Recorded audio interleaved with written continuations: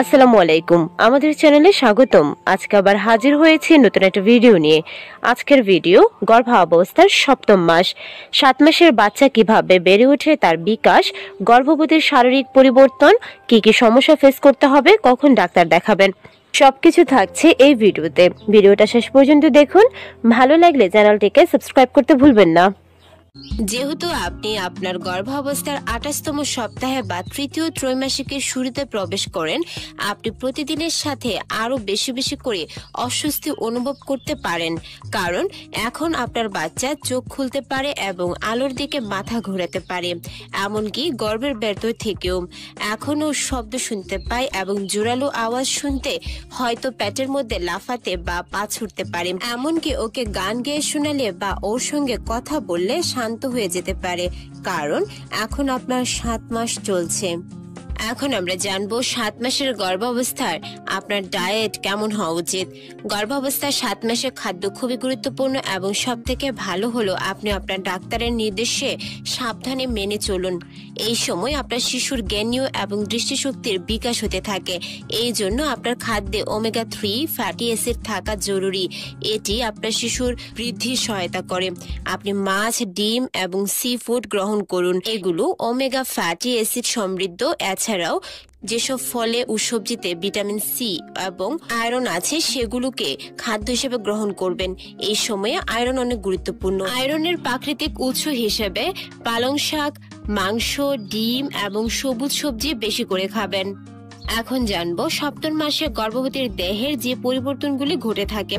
গর্ভধারণের 7ম মাসে আপনার দেহে অনেক পরিবর্তন দেখা যাবে, যেহেতু আপনার প্রসবের প্রস্তুতি আপনার দেহে শুরু হয়ে যায়। আপনার পেটটি গোলাকার হয়ে যাওয়ার জন্য আপনি ঝুঁকতে পারবেন না, আপনি অনুভব করবেন আপনি যেন গোলাকার হয়ে গেছেন।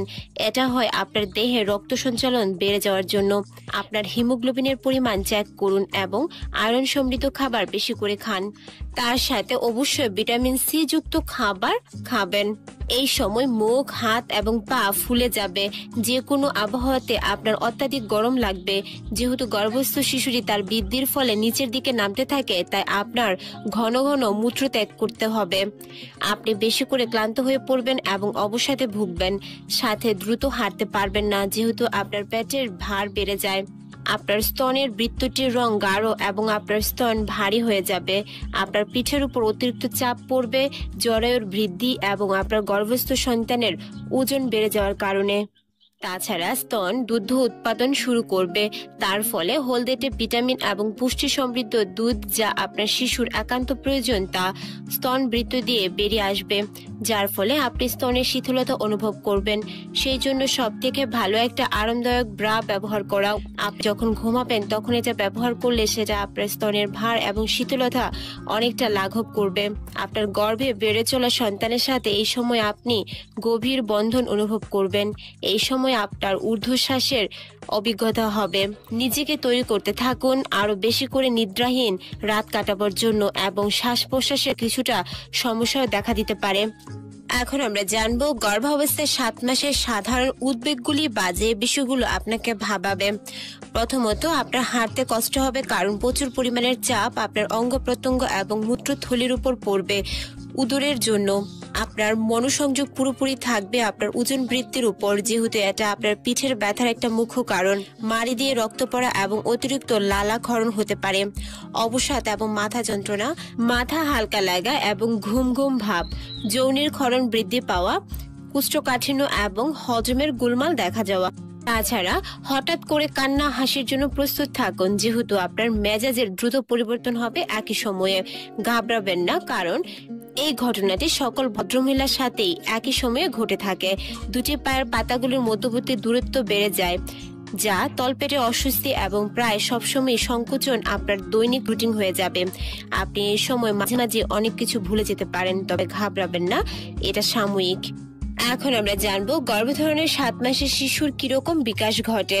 আপনি জেনে আনন্দিত হবেন যে আপনার ছোট সোনামণিটি প্রতিদিন একটু একটু করে বেড়ে চলার সাথে সাথে শক্তিশালীও হয়ে উঠেছে।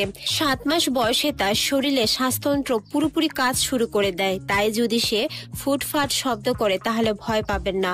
আপনার সন্তানের উচ্চতা এখন প্রায় 46 সেন্টিমিটার। ডাক্তার প্রতিবার দেখানোর সময় তার উচ্চতা এবং ওজন নজরে রাখবেন। 7 মাস বয়সী গর্ভস্থ শিশুর ওজন প্রায় 900 থেকে 1000 গ্রামের মতো বা 1 কেজি থেকে সামান্য বেশি হয়ে থাকে। শিশুটির মস্তিষ্কের বিকাশ দ্রুত হবে এবং এই সময় সেই বিকাশ চূড়ান্ত পর্যায়ে পৌঁছাবে এবং আপনি লক্ষ্য করবেন যে সে এই সময় শব্দ, গান এবং গন্ধের প্রতি বেশি সংবেদনশীল হয়ে উঠবে। তাছাড়া যখন আপনি বা আপনার সঙ্গী তার সাথে সংযোগ স্থাপন করবেন শব্দ বা স্পর্শের মাধ্যমে, তখন প্রায়শই তার নড়াচড়া বুঝতে পারবেন। আপনার সন্তানের দেহ প্রায় পূর্ণরূপে বিকশিত হয়ে যাবে এই সময়ের কালের মধ্যে। পেটের ভিতর তার অবস্থান পরিবর্তিত হয়ে যায় তার শারীরিক এবং মানসিক বিকাশের ফলে এবং আপনার বাচ্চাটি এখন অনেক বেশি সময় ধরে ঘুমাবে। এখন আমরা জানবো গর্ভাবস্থার 7 মাসে আপনাকে যে পরীক্ষাগুলো করতে হবে। মাসে 2 বার করে ডাক্তারের কাছে যেতে হবে যদি কোনো বড় ধরনের সমস্যা না দেখা যায়। নিয়মিত ওজন, উচ্চতা আর রক্তচাপের চেক আপ করা। ডায়াবেটিক্স পরীক্ষা, যেখানে আপনাকে গ্লুকোজ পানি 1 গ্লাস পান করতে বলা হবে এবং রক্ত পরীক্ষা 1 ঘন্টা পরে করা হবে। তাছাড়াও গর্ভাবস্থায় ব্রণের অবস্থান এবং আকার পরীক্ষা করা, প্রোটিন এবং সুগারের পরিমাপের জন্য প্রস্রাব পরীক্ষা করা, শিরা ফুলাভাব স্থায়ী কোনো লক্ষণের জন্য পায়ের পাতা এবং অঙ্গবিন্যাস পরীক্ষা করা, গর্ভস্থ শিশুকে মায়ের অ্যান্টিবডির আক্রমণ থেকে বাঁচাবার জন্য যে সকল মায়েদের রিসার্চ গ্রুপ নেগেটিভ তাদের 7 মাস বয়সে গর্ভাবস্থায় RH ইমিউনোগ্লোবিন ইনজেকশন নেওয়া প্রয়োজন।